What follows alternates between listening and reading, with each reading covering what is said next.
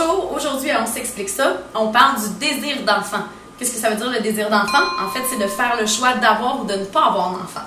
Donc, ça peut paraître loin, cette question-là, quand on est adolescent, avoir ou non des enfants, mais pourtant, c'est un sujet qu'on est exposé assez fréquemment. Donc, moi, j'en veux-tu des enfants ou j'en veux pas? J'en veux quand? Avec qui? Dans quelles conditions? Donc, c'est des questions qu'on peut être amené à se poser. On dit désir d'enfant parce que maintenant, on fait le choix. En ce sens que si on désire avoir un enfant, ce qui vient avec, dans quel contexte, avec qui, on peut le choisir grâce aux moyens de contraception, ce qui n'était pas le cas avant. Hein. On recule d'il y a quelques années, à peine là, dans le début des années 50-60, c'était même pas un choix qui s'offrait. Toutes les femmes, toutes les familles finalement, devaient avoir des enfants. Donc clairement, il y a plusieurs raisons pour avoir des enfants ou évidemment ne pas en avoir. Il faut savoir que toutes les raisons sont bonnes. Donc, il n'y a pas de raison qui est meilleure qu'une autre.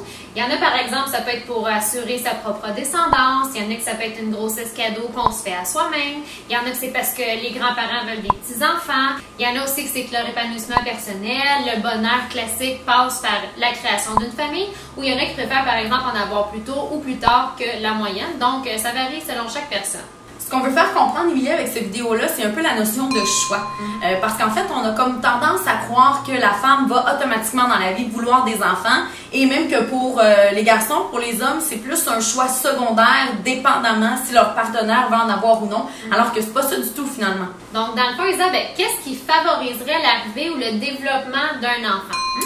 Il y a quand même beaucoup de choses. C'est sûr, ce qu'on va vous nommer aujourd'hui, c'est pas automatique et essentiel et absolument primordial à l'arrivée d'un enfant.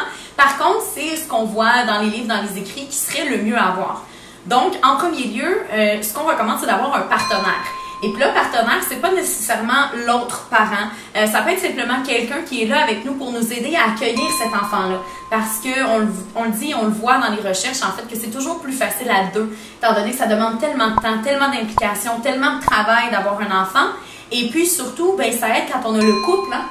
Quand on a un couple solide, qui est en amour, qui se fait confiance, qui communique. Donc, d'avoir deux personnes pour, en fait, favoriser le développement de l'enfant, c'est toujours ce qui est recommandé. Il faut savoir aussi que les premières années de vie d'un enfant, oui, ça va être un petit peu plus demandant. Donc, l'enfant qui va commencer à faire ses nuits ou qui ne les fait pas encore, donner à manger, donner le boire aussi. Donc, évidemment, c'est toutes des petites choses qui peuvent mettre un couple à rude épreuve.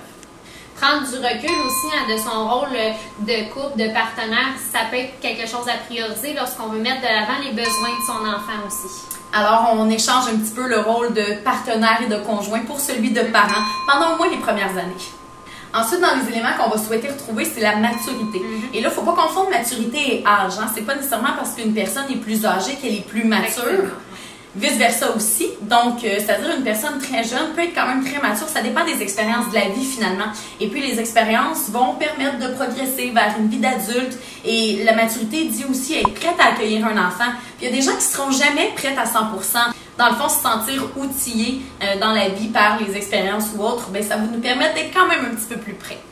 Ensuite, un autre élément important à considérer, la stabilité. Donc, ça peut être la stabilité du couple ou des parents qui vont élever l'enfant, parce qu'évidemment, des parents présents, c'est optimal pour le développement de l'enfant. Mais on peut parler aussi de stabilité financière, parce que oui, un enfant qui arrive dans sa vie, et oui, ça coûte de l'argent, il y a des dépenses à assumer pour nourrir, loger, habiller le bébé. Donc, évidemment, faire des prévisions futures pour les besoins de l'enfant, se créer un budget, ça peut être des choses justement importantes parce qu'on sait qu'il faut assumer plusieurs dépenses lorsque l'enfant arrive.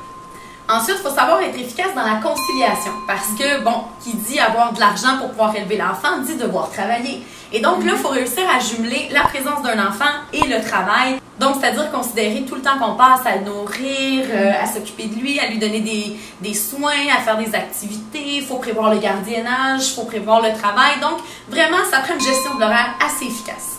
Ensuite, on parle évidemment du logement. Donc oui, ça prend un endroit où on peut élever l'enfant. Est-ce qu'il va pouvoir grandir, il va pouvoir jouer, il va pouvoir courir, ou est-ce qu'il va pouvoir dormir aussi, ou est-ce qu'il va pouvoir évoluer. Donc on ne parle pas nécessairement d'une maison ou d'un appartement ou d'un condo spécifiquement, mais c'est sûr qu'il faut que l'enfant puisse avoir un endroit où évoluer comme on l'a dit. Donc on le sait, souvent, c'est le budget qui va déterminer donc le logement qui est acceptable.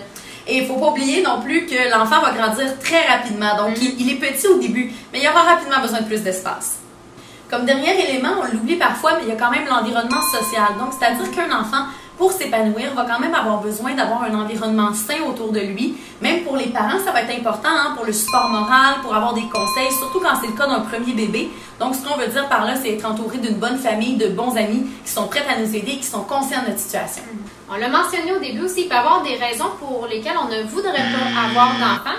C'est sûr qu'avec notre héritage socio-culturel, souvent on pousse les femmes à vouloir des enfants, mais il faut comprendre quand même que ça reste un choix. Donc, les raisons pourquoi une femme ou même un homme ferait le choix de ne pas avoir d'enfant dans la vie, ça passe par plusieurs choses. D'abord, la charge de travail, donc la charge d'implication. Alors, c'est un stress énorme de se dire qu'on a une personne qui va dépendre à 100% de nous. Donc, on peut décider de ne pas s'imposer ce stress ou de ne pas être prêt à le faire.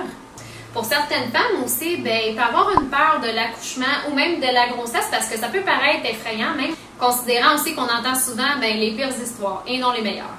Alors, il y a ensuite, en fait, la priorité qu'on met dans la vie. Donc, certaines femmes vont être plus de carrière et vont choisir, en fait, d'orienter leur vie vers une carrière satisfaisante.